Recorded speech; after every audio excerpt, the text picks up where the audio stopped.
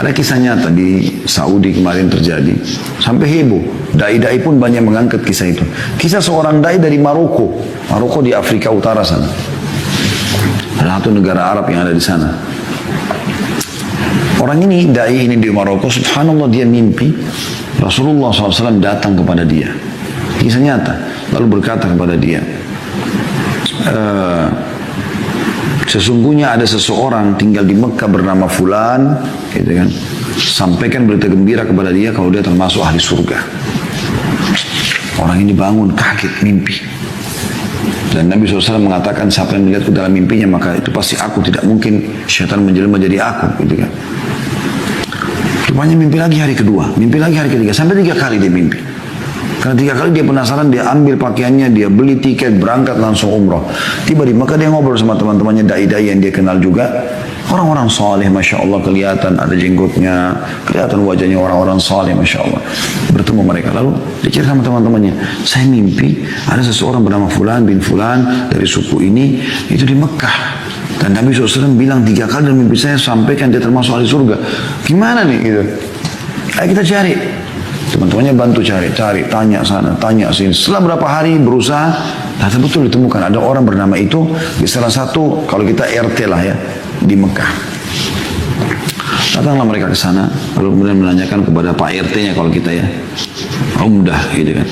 Nanya, gimana nih? Ada nggak sih orang bernama Fulan? Mereka RT-nya sendiri, RT itu RW itu kaget pada saat itu. Kenapa kalian cari? Kalian ini kelihatannya orang-orang soleh, kelihatan wajahnya, penampilannya orang-orang soleh. Ngapain cari orang ini? Ternyata orang ini buruk sekali di tengah-tengah masyarakat itu. Tapi Nabi SAW bilang dia termasuk ahli surga. Luar biasa gitu. Maka kata orang yang dari Maroko ini, emang kenapa? Dia bilang kalian tidak layak bertemu sama orang ini ahli maksiat. Kalau ada orang yang paling buruk di tempat kami ini, dia orang paling buruk ini. Enggak sholat, enggak segala macam. Kata orang dari Maroko, tapi saya mau ketemu, di mana rumahnya? Tunjuk rumahnya. Pergilah ke sana, ringkas cerita. Begitu tiba di sana, kemudian ya, ketuk-ketuk itu dibuka sama orang ini. Keluarlah orang yang penampilannya, dari penampilan saya subhanallah kelihatan kayak orang buruk gitu ya. Ada orang subhanallah karena maksiatnya walaupun tampan jadi jelek kelihatan. Ada orang subhanallah karena kesolehannya walaupun biasa tapi Allah berikan kelebihan. Seperti itu. Orang nyaman interaksi sama dia. Dia kaget ada orang-orang cari dia, ada apa nih? Dia bilang, kenapa kalian cari saya? Kata orang dari Maroko, apakah Fulan bin Fulan dari suku ini? Dia bilang, iya. Dia bilang, saya mau menyampaikan berita dari Rasulullah SAW. Kaget orang itu. Rasulullah SAW? Berita apa? Dia bilang, saya si Fulan dari Maroko, saya mimpi 3 hari berturut-turut. Rasulullah SAW menyuruh saya menyampaikan kepada kamu, berita gembira kalau kau termasuk ahli surga. Kaget orang itu langsung tiba-tiba menangis. Saya? Kata orang Maroko itu, iya, demi Allah saya nggak bohong sama kamu.